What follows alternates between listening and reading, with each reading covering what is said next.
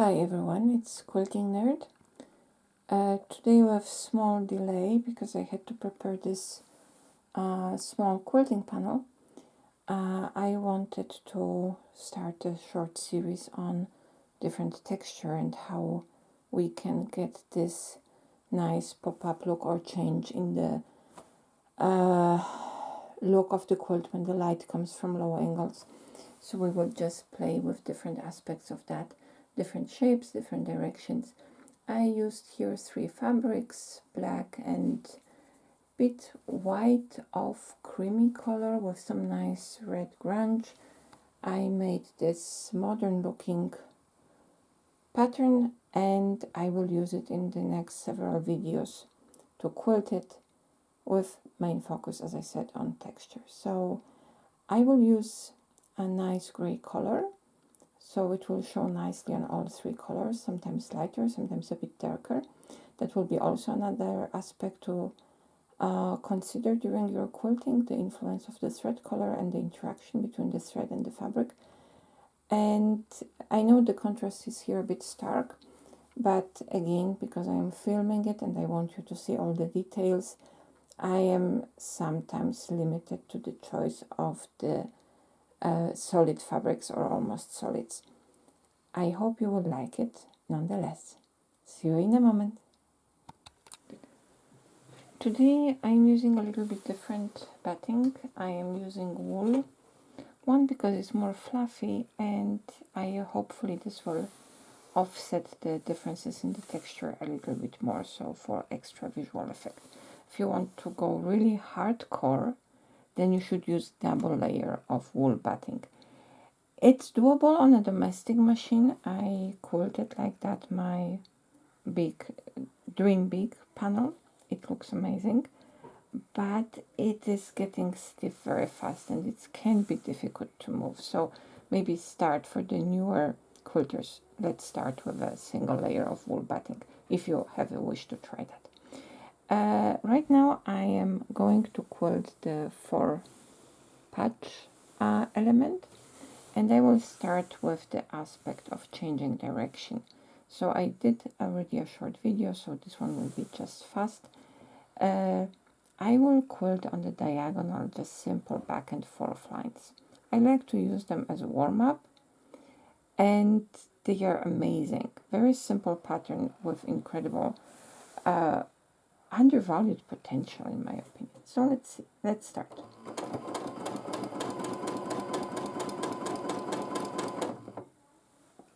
So I already see that the batting is much thicker than the one I'm using usually,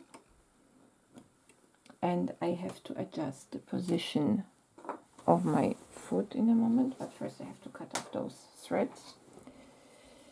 After I will find the scissors.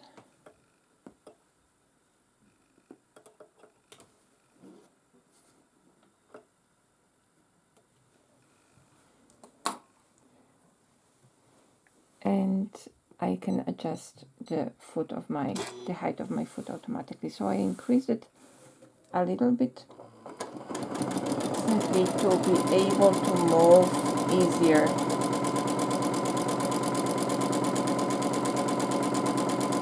The fabric.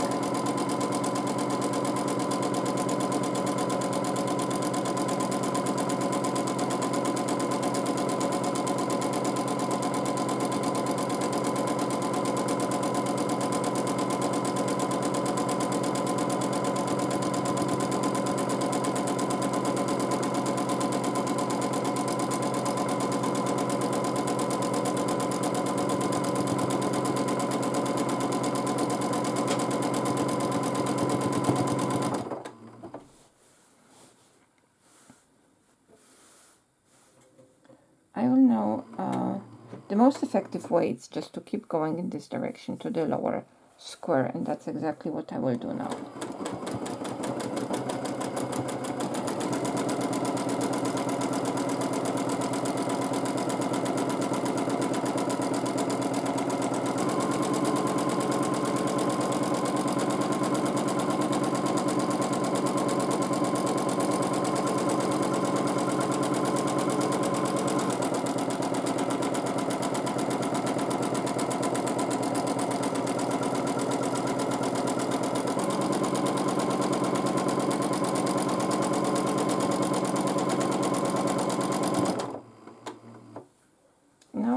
can just move very slowly up and stitch in the ditch. I will use the ruler to help me with that.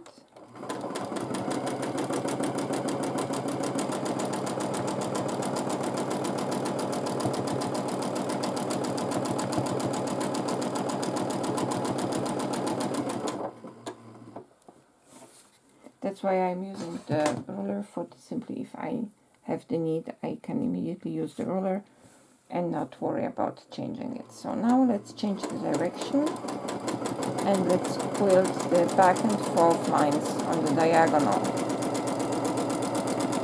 but in the opposite direction.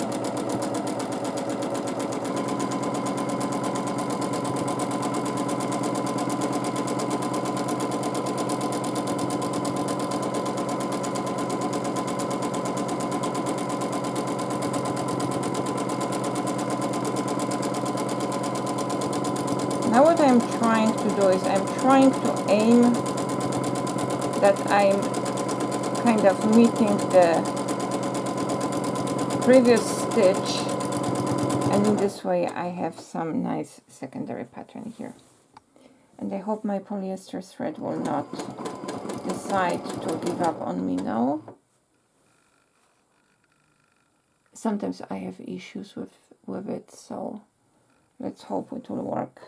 As you see, I have here skipped stitches.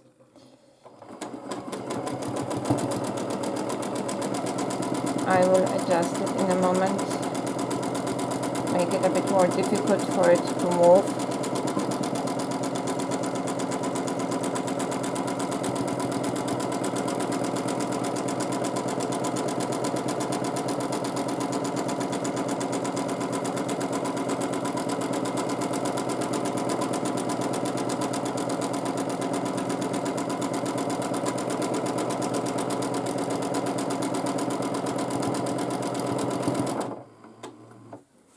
And now if I want to separate my block a little bit, what I can do is this unit. I can stitch in the ditch around it. And usually I do that for the whole block, not for every element of the patchwork. It is anyway a good habit to stabilize your block, but in this way this is creating a more separate unit in your quilting, especially if you want to have those different texture results.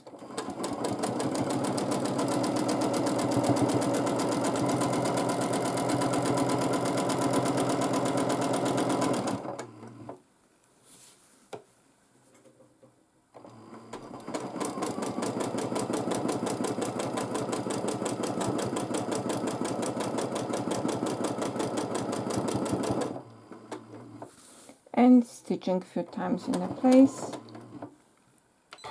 and then we can cut it off. So now if we take a look at it, we see this nice texture popping up here everywhere because of the fluffy batting we have, and because it's an adhance, because we have the different directions of the quilting lines. Let me fix this one issue here and we will continue. Just as a little tip, so what I did here, I pulled, because the threads here were suddenly very loose, so what I did, I pulled them on the back, and later on, you see now this is the, yeah, you can see it here, I have some thread sticking out, and what I will do later, I will simply grab a thread in the needle and I will fix it by hand so it's not pulled up in front. And because this is wall hanging, it will not work that much, and it will be anyway a good solution also for quilt that it's used more vigorously.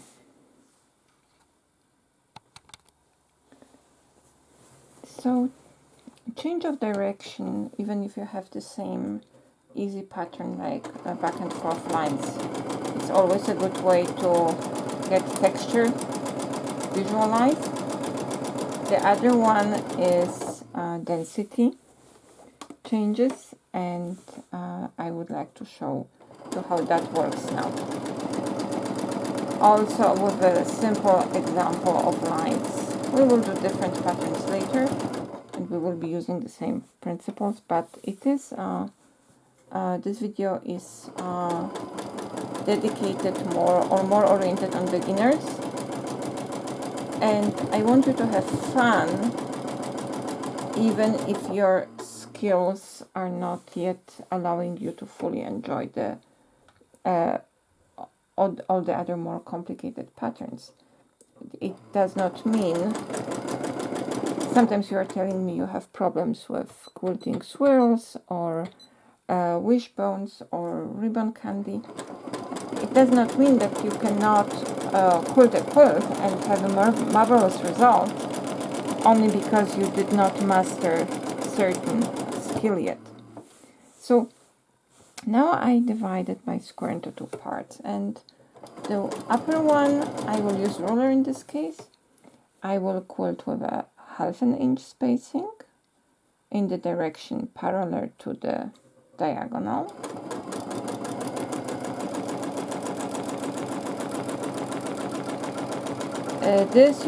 This kind of pattern you can also do with your sewing machine, with walking foot, just keeping the spacing consistent. It is a little slower, and I am not a big fan of quilting foot, but because for me it's simply too slow.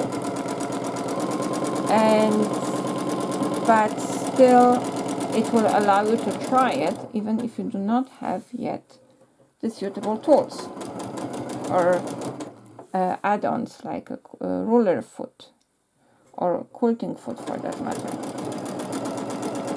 You still can try your hand at quilting. It's just thinking a little bit, what do you have and what can you use to achieve a certain effect.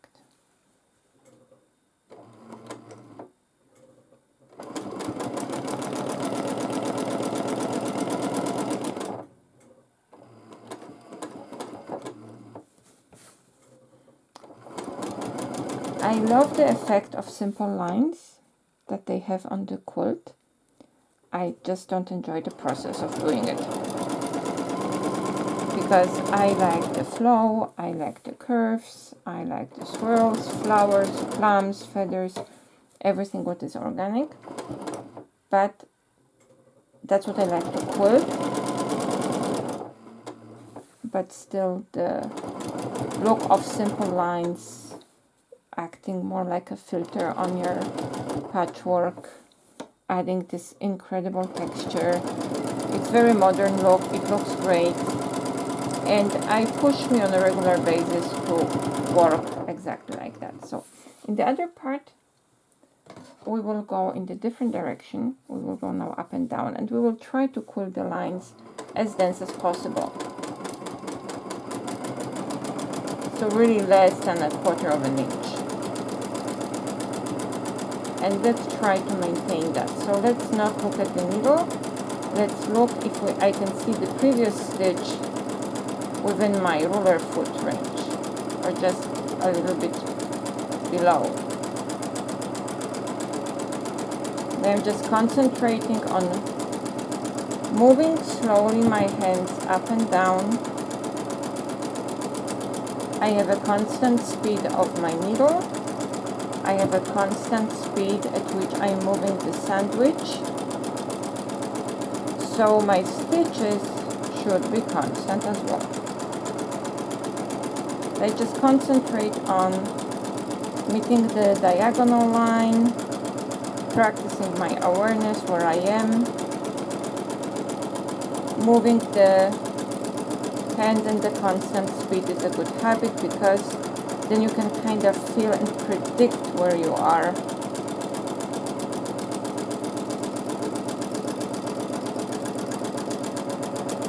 It's like being a pilot in a car racing.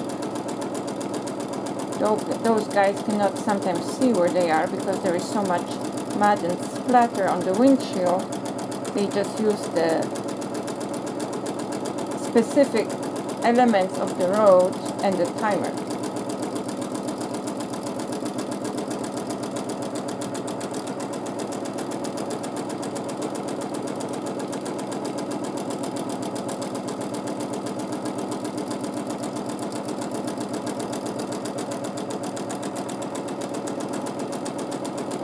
I try to structure my videos that when you watch them, there are some always helpful hints that will help you with the next video. And what I showed you in the last one was just about practicing your consistency and awareness, and so you can be better quilter with very simple means. It's immediately applicable here, only now we are not working on just some piece of fabric. We have a project where we are trying to implement the result of the previous exercise.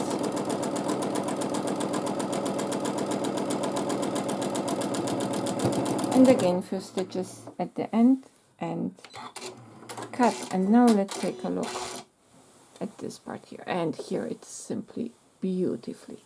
You even don't have to see the color of the thread. And you can see this nice, yummy, fat structure next to this suppressed area here. And this texture is already screaming much more than this one will be looking connects the whole block, the whole 4 elements. This one splits the block into two parts. And it will be very well visible even from far away, those shapes. We will do another one today, this time on the red. And we will combine the difference in the shape and the character of the line. So I stopped it before. I wouldn't, if I wouldn't have to show it to you, I wouldn't, because I can continue just as it is.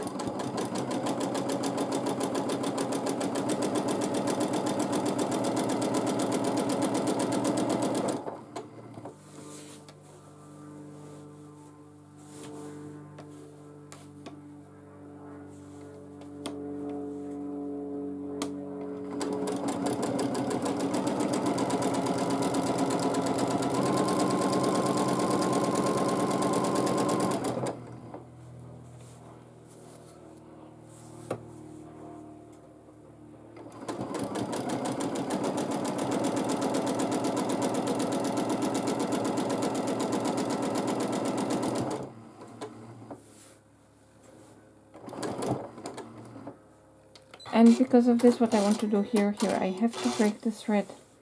And I will have to break the thread also during the quilting, simply to show you the effect. And what I want to do here, it's something very simple.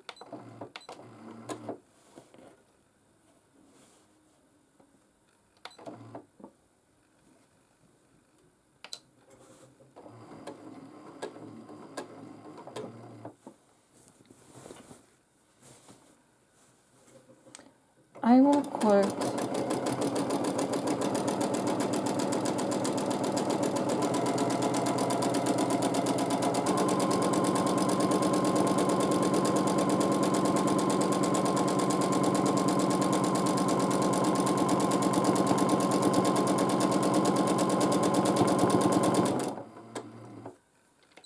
so number 1. When you work on a design, it's good to work in 3s if you have elements. So I will start with quilting 3 circles of different sizes, or at least roundish shapes.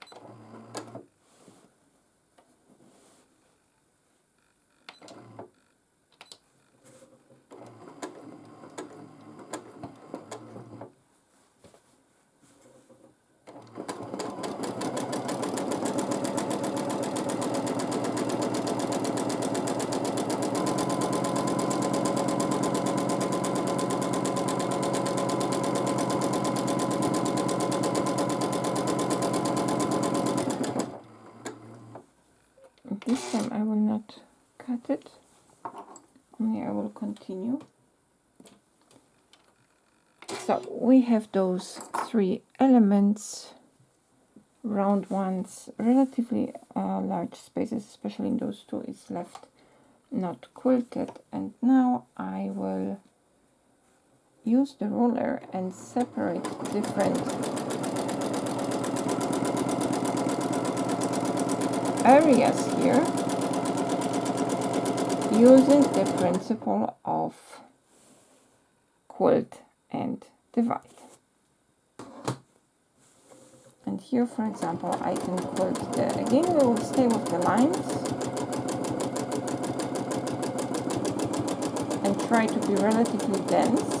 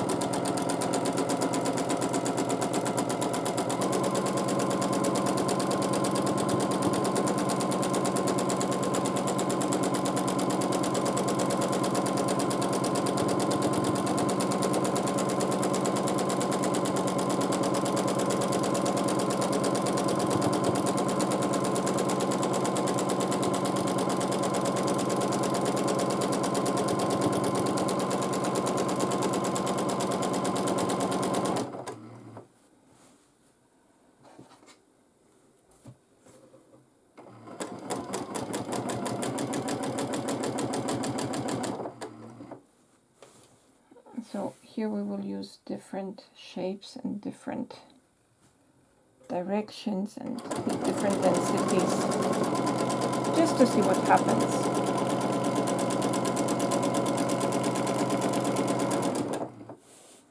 So now we had the horizontal lines in this range. Here we would like to use it. For example, here we can use vertical ones, maybe a bit denser.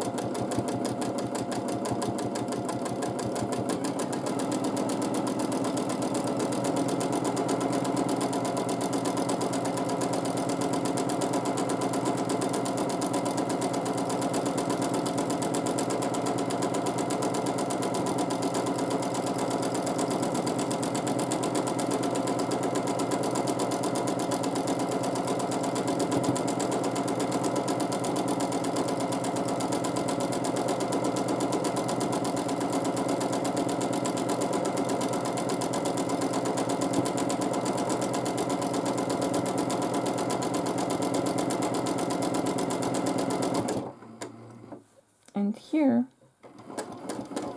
I will actually use a ruler to add a bit different character to the lines as well.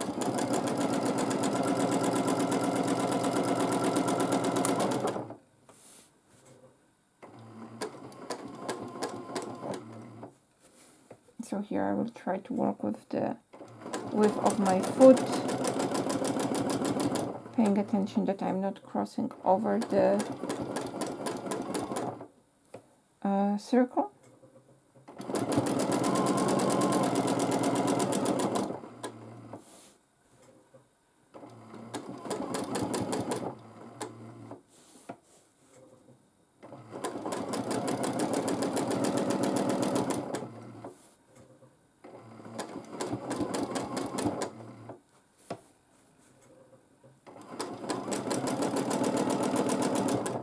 They don't have to be perfect. It's enough that they have different direction and the character of your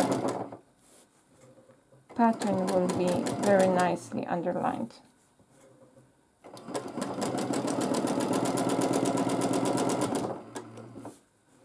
So now we have to travel, we have to hop to this line here because we don't want to add extra.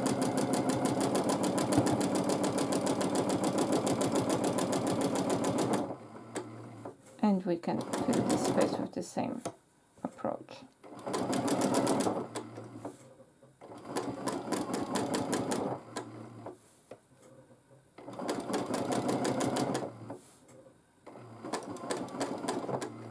So it is a little bit more time consuming, but the effect should be interesting.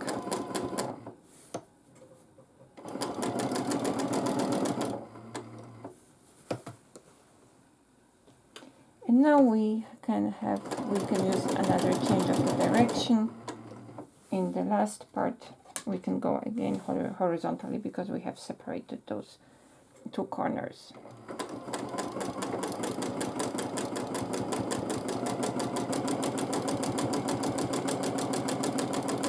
And also we have different directions of the lines as in the square in the neighborhood.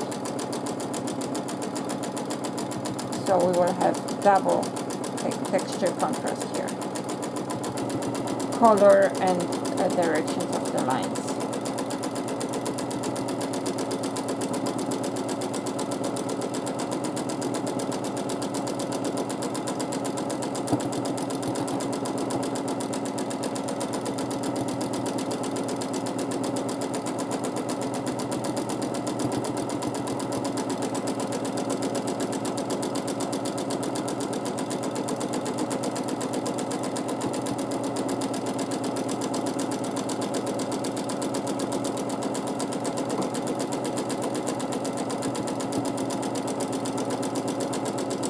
There is really a reason why I like back and forth lines. They are perfect texture enhancer because of their strong directionality and the possibility to change the width and use it as an additional design tool. And look at that. We have very strong texture between those three fields, and then those three elements pop out really very nicely here. So we still have time. I'm trying to keep those videos under half an hour. We still have time for another element, and let's go to this long one here, and we can start mixing different designs here this time. So let's go a little bit beyond the back and forth lines.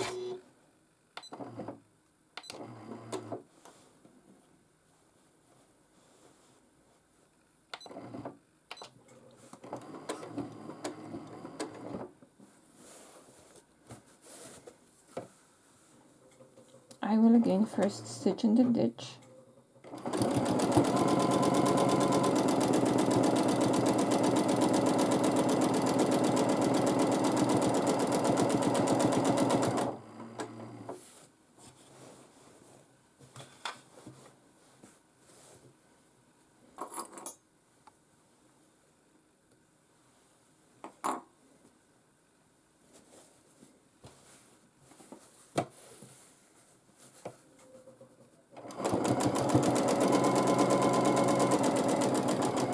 The last quarter of an inch of my quilt, it will be disappearing anyway under the binding later on.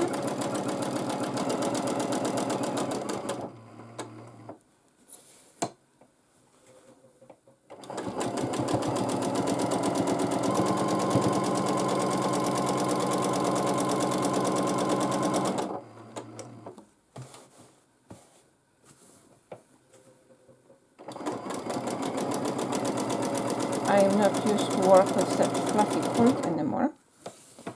And what I will do now is actually very simple again. I will add here in the middle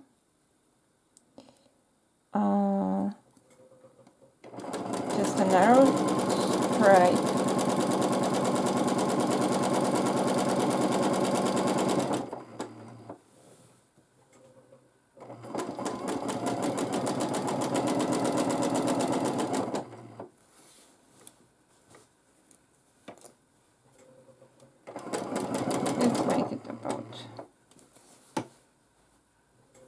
1/2 inch.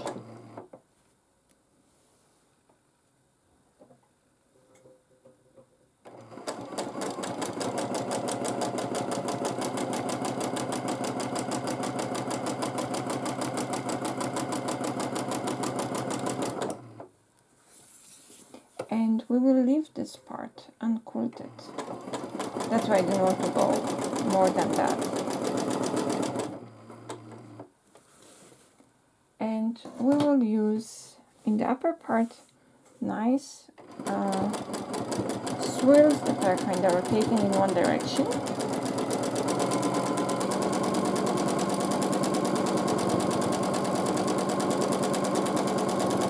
There is a video about the tricks how to change the direction or how to keep them the same. You see, I'm just always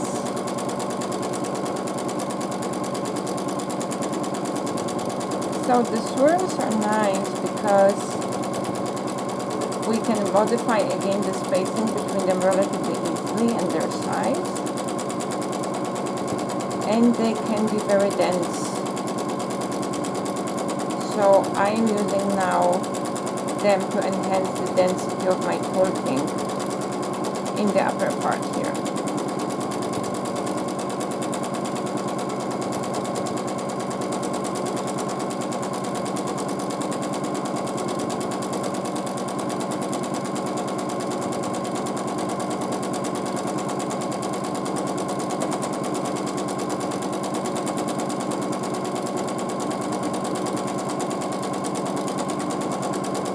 There are no hooks. For now I do not worry about this extra space that is around, because I will add echo around enhancing the shape.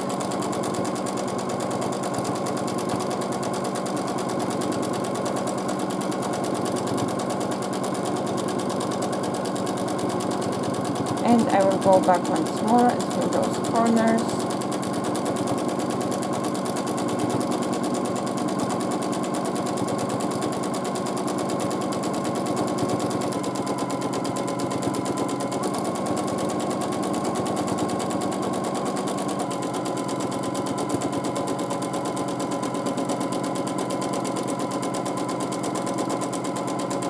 And the same at the back.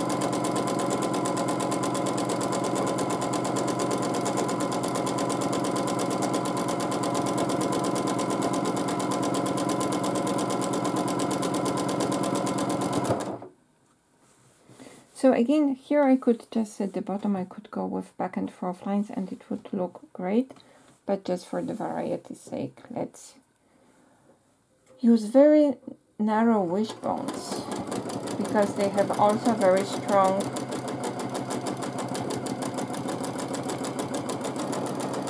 texture, directionality, so they will do very similar job to back and forth lines, but they will have an extra interest because of the dynamic shape.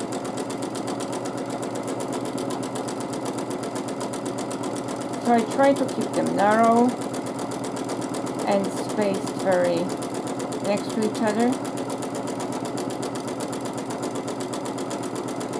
because I want to have this part of my quilt quilted with high density. So the stripe in the middle will be highlighted. That will be the part that it attracts attention.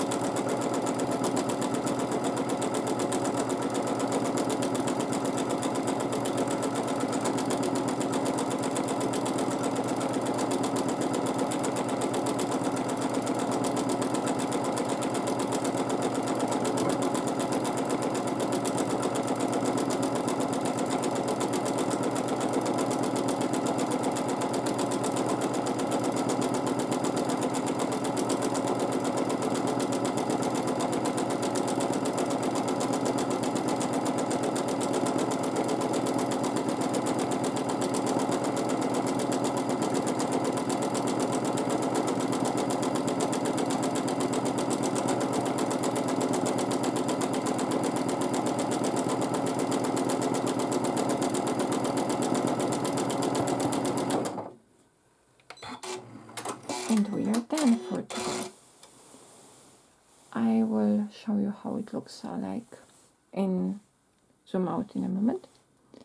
And that would be the part 1 of quilting this project. The next one most probably in a week, because I'm away for a business travel and there is no way I can prepare another video, unfortunately. So see you in a week.